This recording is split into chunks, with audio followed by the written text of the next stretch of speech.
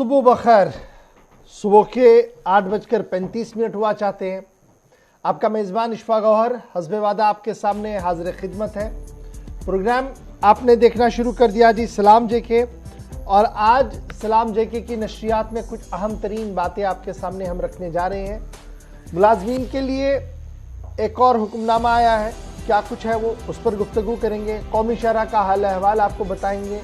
लद्दाख की सरहदों पर किस तरीके की गहमा गहमी आज दिन भर रहेगी उस पर भी गुफ्तगू करेंगे। और भी बहुत कुछ होगा जो आपके सामने हम शेयर करेंगे, और स्पेशली आज माहिराना बात भी होगी ओमिक्रॉन और कोविड के बीच हमें किस तरीके से एहतियाती तदाबीर को अपनाना है, क्या कुछ करना है ताकि लॉकडाउन भी ना लगे, माशियत भी अपनी पटरी पर रहे और हम इस कोविड का शिकार भी ना हो। इसलिए इस प्रोग्राम को आप देखते रहेंगे। 10 बजे तक आपका और हमारा साथ रहेगा। 9:40 पर हस्बे वादा हमारी फोन लाइन्स खुलेंगी, बात करेंगे आप और हम, ताकि आपकी आवाज़ को हुकूमती इदारों तक पहुंचाएं, यानी बराह रास्त आप घर बैठे अपने मसले को हुकूमत तक पहुंचा सकते हैं। 9:40 के आसपास वक्त होगा जब तीसरे पड़ाव पर हम आएंगे प्रोग्राम के। तो फिलहाल प्रोग्राम के पहले मरहले में जरा आज के दिन यानी 12 जनवरी की तारीख क्या कुछ सबक पढ़ा चुकी है हमें, उस सबक को याद करते हैं। और याद कराने के लिए मेरे साथ नई दिल्ली स्टूडियो में मौजूद है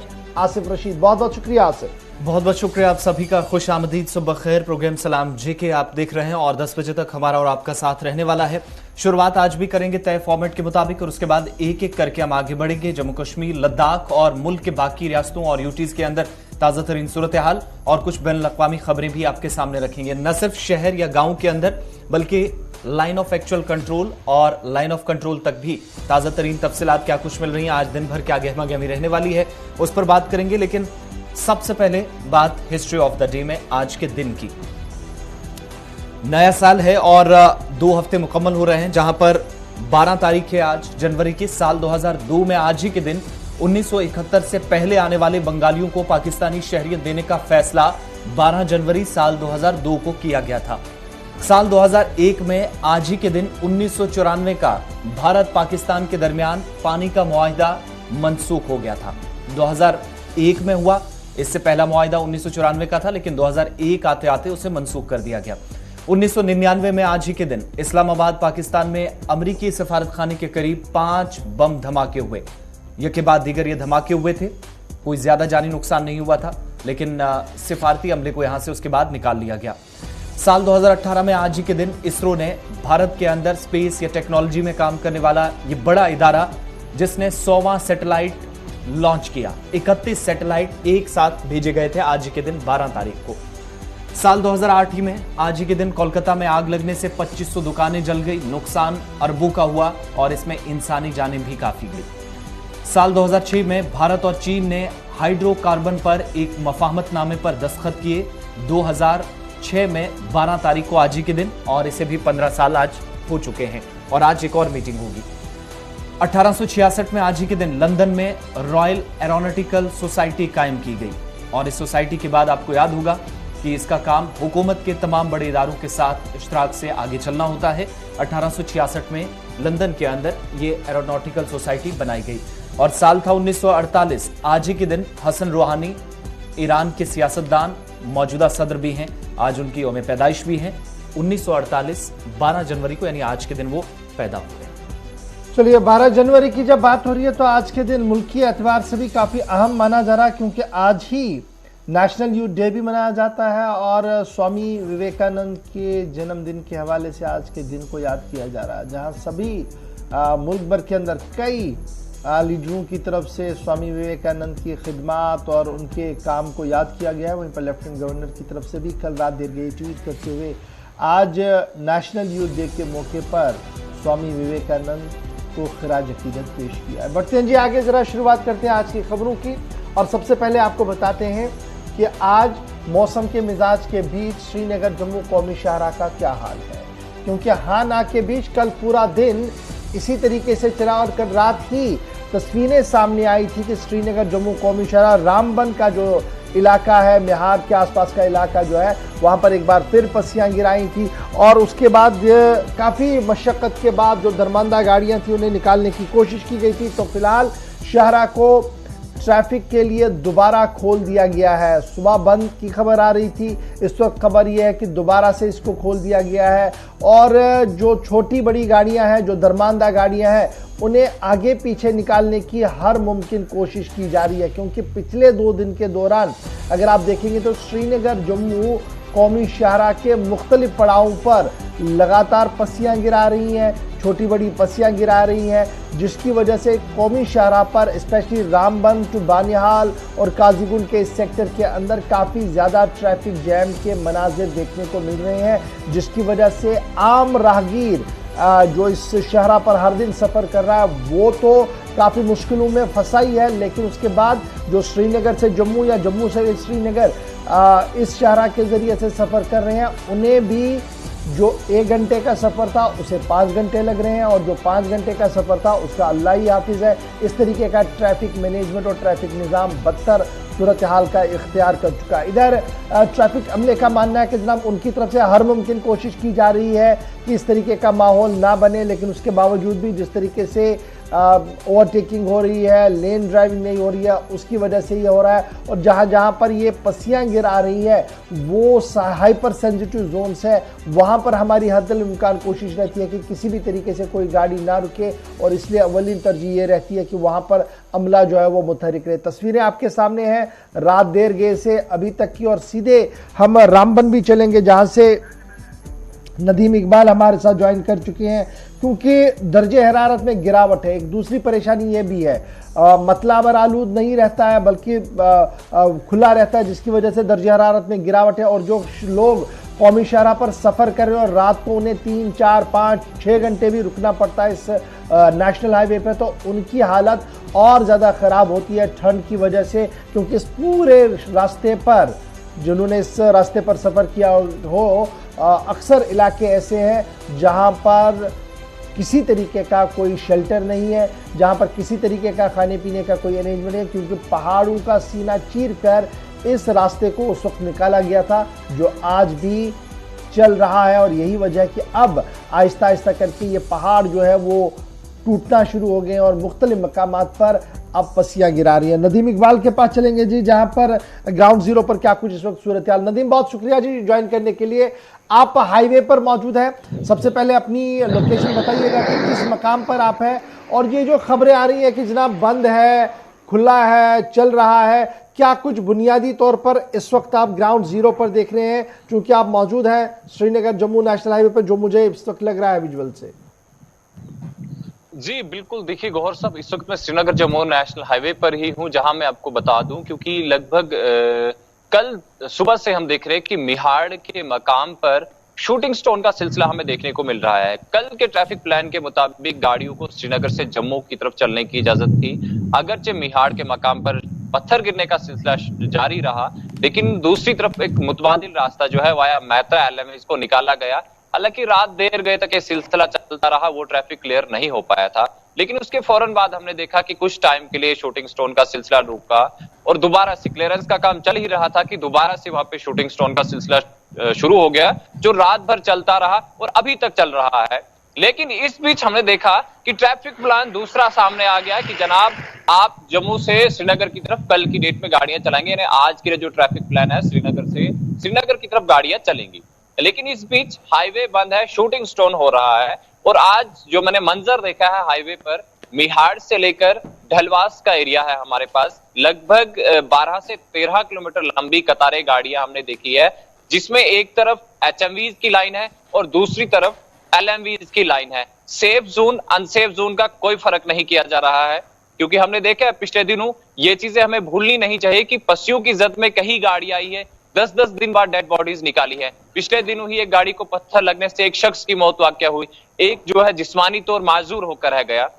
लेकिन हम इन तमाम चीजों को भुलाकर ट्रैफिक प्लान मुरतब कर देते हैं, तरतीब दे देते हैं, जनाब जाइए आप गाड़ियां चला लीजिए। लेकिन इस वक्त एक तरफ तो रोड हमारे पास बंद है, हालांकि ऑफिशियल इसे बंद नहीं किया गया है, लेकिन जो हम देख रहे हैं क्योंकि शूटिंग स्टोन में कोई गाड़ी नहीं चलाएगा, कोई क्लियरेंस वाला वहां पे काम नहीं करेगा, शूटिंग स्टोन का सिलसिला चल रहा है। लेकिन ट्रैफिक प्लान पर हम हैरान ये होते हैं कि ऑफिसर्स जो ट्रैफिक प्लान को तरतीब देते हैं क्या वो फील्ड के ऑफिसर से, फील्ड के ऑफिशियल से, फील्ड के मुलाजमीन से इस चीज को जरा जानने की कोशिश करते हैं कि क्या हालात कौमी शहर के इस वक्त ऐसे है कि हम ट्रैफिक प्लान मरतब करें, हम प्रेजेंटली आपका मानना है कि जनाब चूंकि शूटिंग स्टोन्स हो रही हैं और इस वक्त भी कई मकामात पर इस तरीके की पस्सियां गिराई हैं जिसकी वजह से शहरा पर सफर जो है वो उसको रोक दिया गया है, तो आपका मानना है कि जो सेफ जोन है वहां तो ठीक है, 2 लाइनों में आप गाड़ियों को खड़ा कर सकते, जो अनसेफ जोन है जहां पर खतरा है कि यहां से भी शूटिंग स्टोन आ सकती है, वहां पर भी गाड़ियां खड़ी हैं इस वक्त?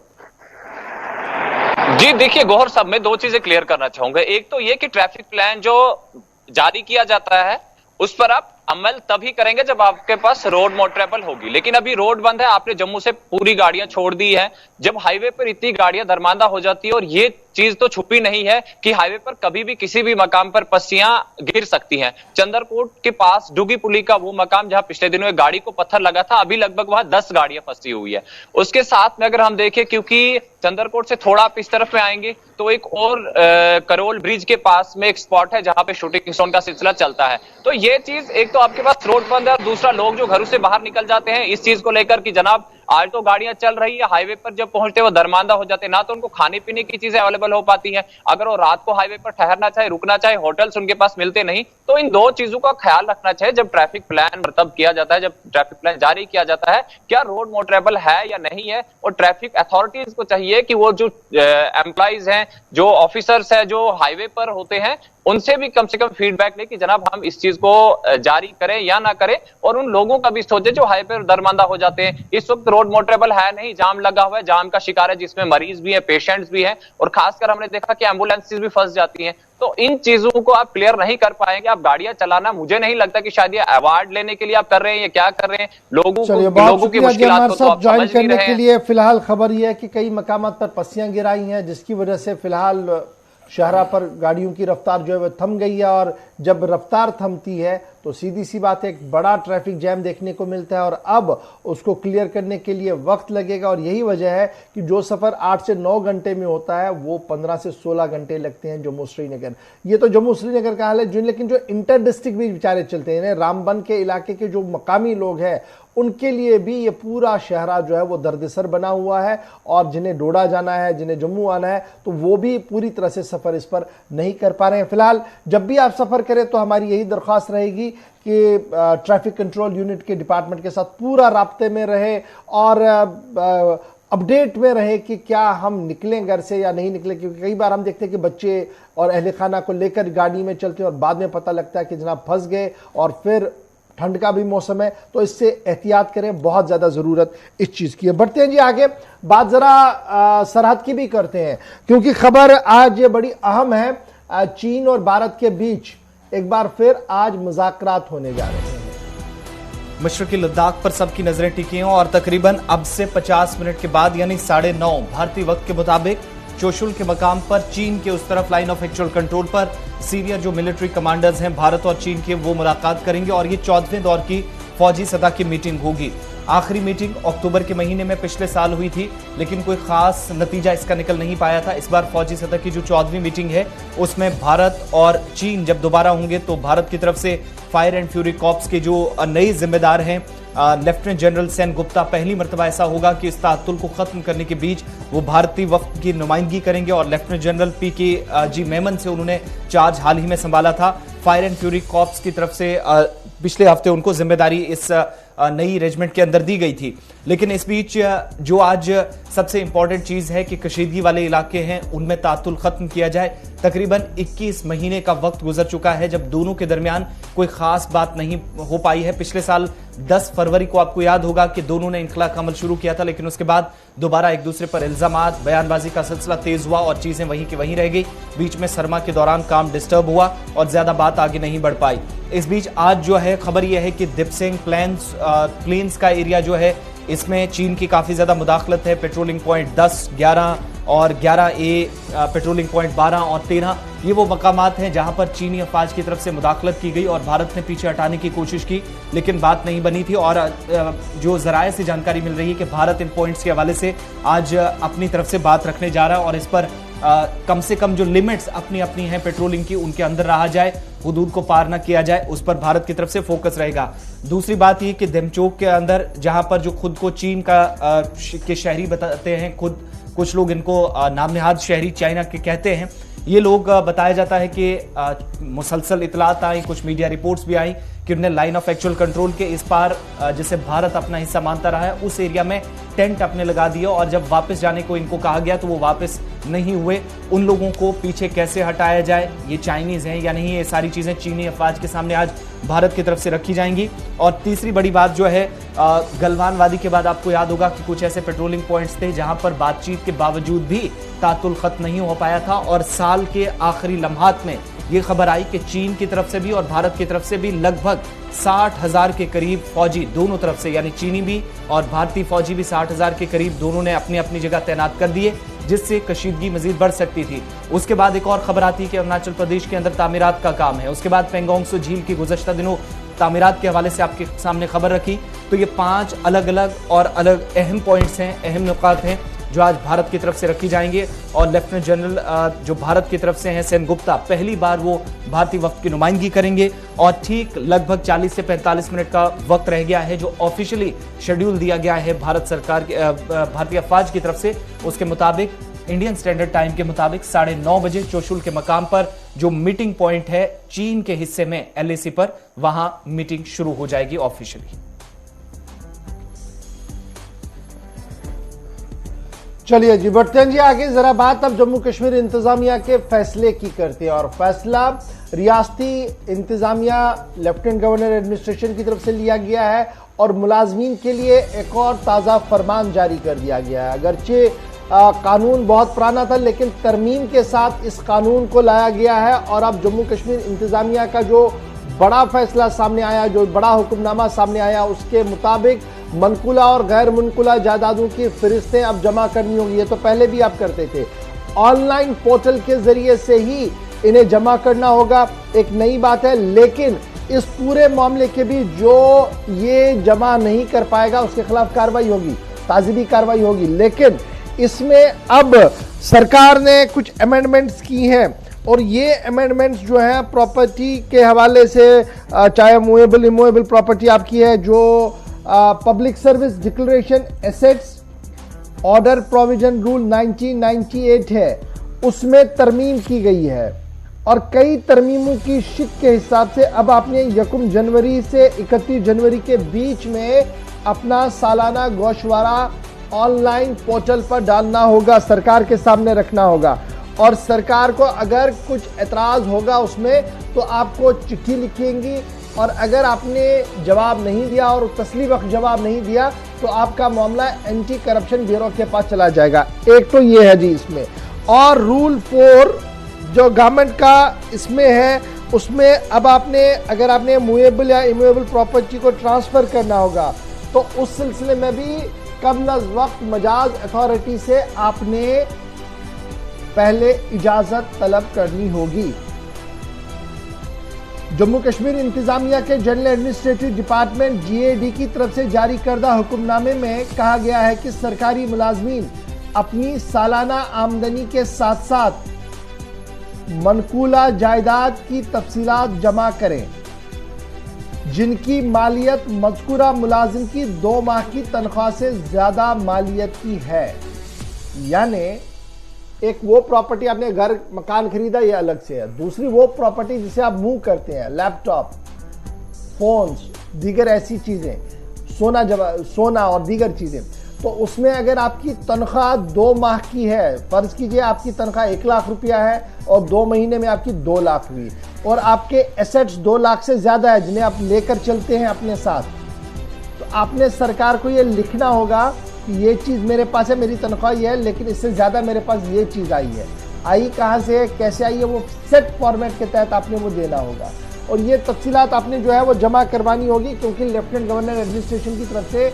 अमेंडमेंट किया गया है कई कानूनों के अंदर। तो जम्मू कश्मीर इंतजामिया की जानिब से सरकारी मुलाजमीन के असासों की तफसीलात जमा करवाने के लिए कवानीन में तरमीम की गई है और हुक्मनामा जारी किया गया है। और हुक्मनामे के मुताबिक मुलाजमीन के लिए अपनी 2 माह की तनख्वाह से ज़्यादा की जायदाद के बारे में तफसीलात जमा करना लाजमी करार दिया गया है।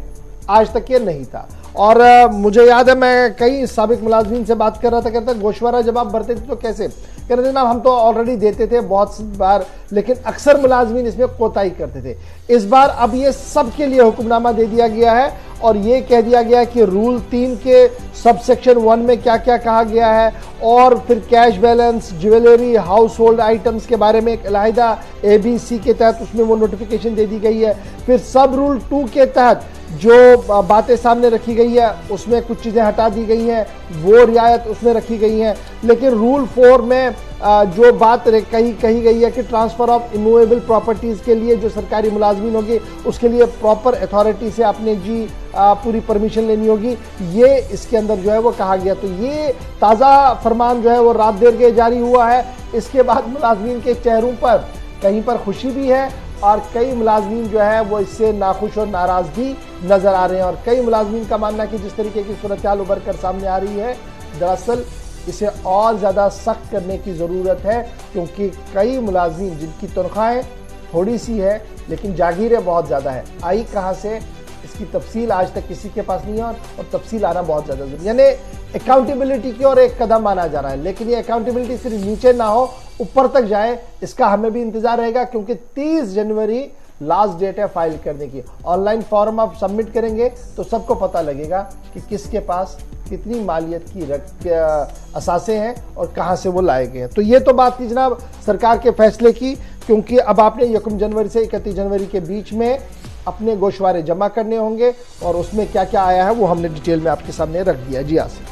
चलिए, इंतजामी के फैसलों की बात हो रही है तो एक और अहम फैसला आपको बताएं जो आने वाले दिनों में काफ़ी संग मील जिसे इंतजामिया खुद के लिए करार दे रही है। और जब बजट जम्मू कश्मीर के लिए अनाउंस होगा तो उसके बाद फोकस किस चीज़ पर LG इंतजामिया का रहने वाला है। आपको याद होगा कि सरमायाकारी के हवाले से जम्मू कश्मीर के अंदर पहला जम्मू में समिट हुआ, श्रीनगर के अंदर मार्च के महीने में होगा। वो तैयारियां तो जरूर की जा रही हैं, लेकिन इन सब के बीच में हाल के दिनों में जो कोशिशें हुई हैं कि बाहर से सरमायाकार जम्मू कश्मीर लाए जाएं, इसके लिए इस बार खबर यह है कि लेफ्टिनेंट गवर्नर के या इंतजामिया के बाकी अफसरान की जो कोशिशें रही हैं और मफाहमतनामों पर दस्तखत बाहर की कंपनियों के साथ हुए हैं, इस बार नए बजट में सरमायाकारी का जिक्र होगा। इसके फरोग के लिए ज्यादा फोकस सरकार की तरफ से रखा जाएगा। और इतना ही नहीं, पहले कुछ कंपनियों के साथ मफाहमतनामों पर दस्तखत हुए, लेकिन IT कंपनियां भी कुछ जम्मू कश्मीर के अंदर इन्वेस्टमेंट के लिए इस बार तैयार हुई हैं, जो लेफ्टिनेंट गवर्नर इंतजामिया मानती है। और इस नए साल में यानी 2022 में तकरीबन मिड अप्रैल तक ये तमाम कोशिशें जो है वो इंतजामिया के बकौल रंग लाएंगी। और वो तमाम लोग जो जम्मू कश्मीर आने के लिए जिनको यकीन दिलाया गया है, चाहे वो दुबई के अंदर हो, UAE के बाकी हिस्सों में हो या दिल्ली और मुंबई जैसे शहरों में, लेफ्टिनेंट गवर्नर ने जब सरमायाकारों से मुलाकात की तो उनकी यकीन दहानी के बाद उनका मानना है कि जो 60,000 करोड़ रुपए का सरकार की तरफ से एक अंदाजे के मुताबिक इतनी सरमायाकारी इस नए साल के दौरान होनी थी दिसंबर के एंड तक, उसके मुताबिक इंतजामिया फिलहाल उस टारगेट को टच करेगी। और इस बार बजट में भी खास तौर से जम्मू कश्मीर में सरमायाकारी का जिक्र किया। इसमें बड़ी दिलचस्प बात यह है कि सरमायाकारी जब हम बात करते हैं तो 2 तरह की सरमायाकारी होती है। एक सरमायाकारी जो मुल्क के अंदर होती है, यानी हमारे मुल्क के बड़े बड़े नामी गिरामी बिजनेस हाउसेज आते हैं, वो सरमायाकारी करते हैं, जिसमें हमने पिछले दिनों देखा मैदानता और कुछ डाबर और कुछ और लोग आए, उन्होंने MOU साइन किए और वो काम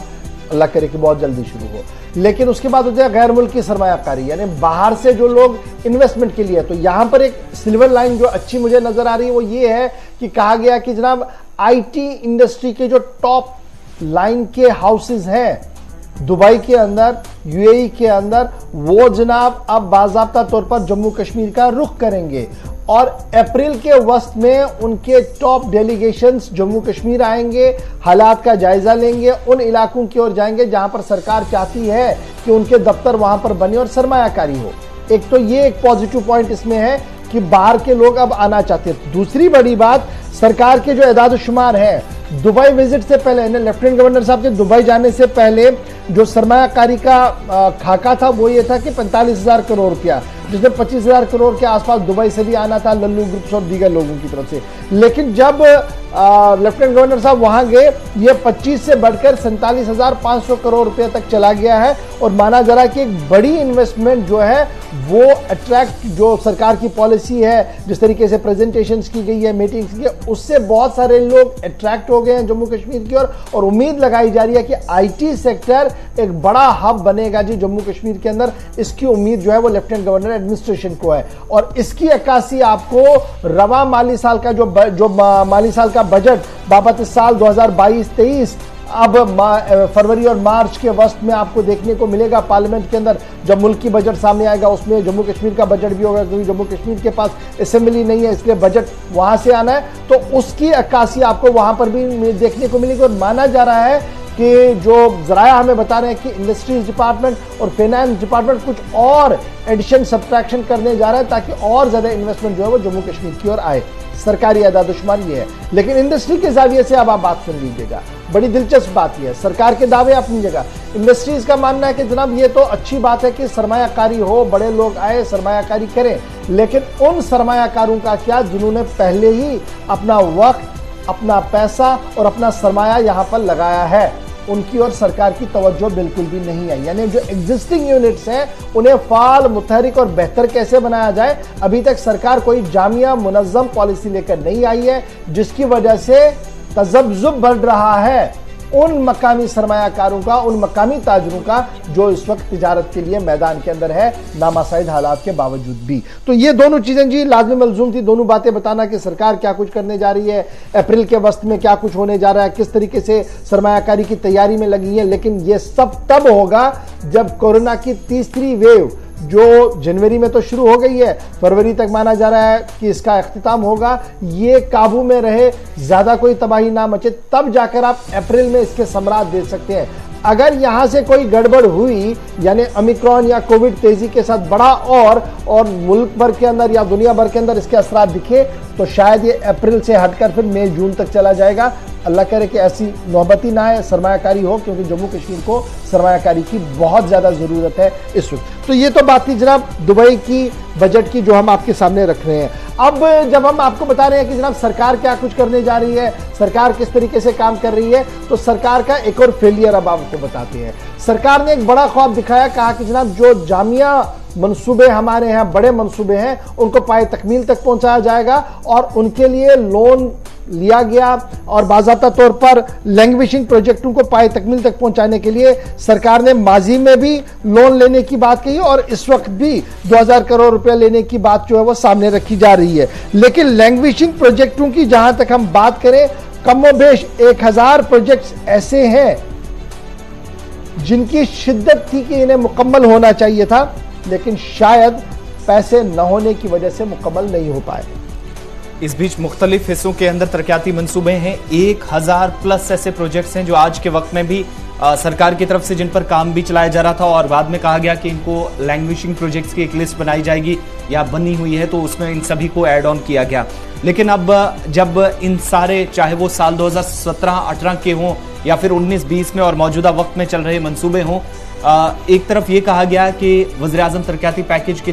तहत 50 से ज्यादा मंसूबों को मुकम्मल किया गया, और आगे जो इनबॉक्स हैं वो तकरीबन 25 के आसपास हैं, 30 के आसपास हैं जिनको मुकम्मल किया जाएगा। लेकिन आज के वक्त में खुद जम्मू कश्मीर के बड़े इदारे मानते हैं कि फंड्स की अदम दस्तयाबी है, और बैंकों की तरफ से भी इन जो जारी मंसूबे हैं, इन तरक्याती मंसूबों के लिए इस वक्त पैसा टाइम पर नहीं दिया गया, जिसका मतलब यह हुआ कि मंसूबों की जो तय डेडलाइन सरकार की तरफ से रखी गई थी उस पर यह काम मुकम्मल नहीं हो पाया। एक मिसाल आप देख लीजिएगा कि Jammu Kashmir infrastructure development finance corporation JKIDFC की तरफ से जो लोन्स लेने का भी सिलसिला था वो बैंकों की तरफ से मुसलसल टच में रहने के बाद लिया गया, या जब प्लान बनाए गए तो JKIDFC की तरफ से फंड्स जो हैं वो 2367 करोड़ रुपए जो मंसूबे हैं इनके लिए सबसे पहले सरकार की तरफ से 2021 तक जिन मंसूबों को मुकम्मल किया जाना था, इस जो इंफ्रास्ट्रक्चर डेवलपमेंट फाइनेंस कॉर्पोरेशन है इसके के लिए अप्रूव हुआ। लेकिन तकरीबन 2367 ऐसे मंसूबे हैं जिनके लिए सरकार की तरफ से 7152.49 करोड़ रुपए खर्च करने थे, लेकिन ये सारा पैसा वक्त पर ना मिलने की वजह से दर्जनों ऐसे मंसूबे हैं, बल्कि 1000 के आसपास हमने बताया, इससे ज्यादा भी ये बनते हैं, जिनमें आज के वक्त में तकरीबन तय डेडलाइन जिनकी लगभग खत्म हो चुके हैं, लेकिन मंसूबे तशने तकमील। अच्छा जी, इसमें बड़ी वजह यह है कि जो सरकार ने मंसूबा बनाया था कि जनाब हम फंड रेज करेंगे उन इदारों ने शायद हाथ पीछे खींचा है। और यही वजह है कि JKIADFC के जो जिम्मेदार हैं उन्होंने अब खत किताबत का सिलसिला शुरू किया है उन इदारों के साथ कि जनाब आप बताएं क्या पैसा देना है, नहीं देना है, कैसे देना है, ताकि हम इन प्रोजेक्ट को मुकम्मल करें। अब किन डिपार्टमेंट्स को, एक मिसाल के तौर पर अगर आप देखेंगे जो जनरल पब्लिक इंपॉर्टेंस के कई हसास प्रोजेक्ट पूरे जम्मू कश्मीर के अंदर थे, उनमें पावर प्रोजेक्ट्स कुछ थे, जल शक्ति डिपार्टमेंट के कुछ प्रोजेक्ट्स थे, हॉर्टिकल्चर डिपार्टमेंट के वाटर सप्लाई स्कीमें, हारीतार वाटर सप्लाई स्कीम, निंगला घाट वाटर सप्लाई स्कीम, एक और थी वो इल्तिवा में पड़ी, फूड पार्क अमरपोरा तारजो स्कीम इस वक्त इल्तिवा में है। और इसी तरीके से कई चीज़ें आपको दिखेंगी जो इल्तिवा में पड़ी हैं, क्योंकि या तो उनमें काम थोड़ा सा शुरू हुआ फिर रुका, या इल्तिवा में ही है क्योंकि सरकार ने जो बड़ा खाका खींचा था कि मालियाती इदारे जो है वो उन्हें फंड करेंगे, पैसा मिलेगा और ये इदारे ये काम मुकम्मल होंगे, शायद वहां पर भी उस रफ्तार के साथ पैसा नहीं आ पाया जो रफ्तार सरकार ने लगे थे। फिलहाल मजीद पैसा डेवलप करने के, उठाने के लिए मार्केट से, ओपन मार्केट से लेने के लिए लेटर ऑफ इंटरेस्ट जो है वो कल भी जारी कर दिया गया था। लेटेस्ट होप्स हो कि बेहतरी हो, लेकिन फिलहाल खबर ये है कि सरकार ने 2018 में एक बड़ा कदम लिया था, लेकिन वो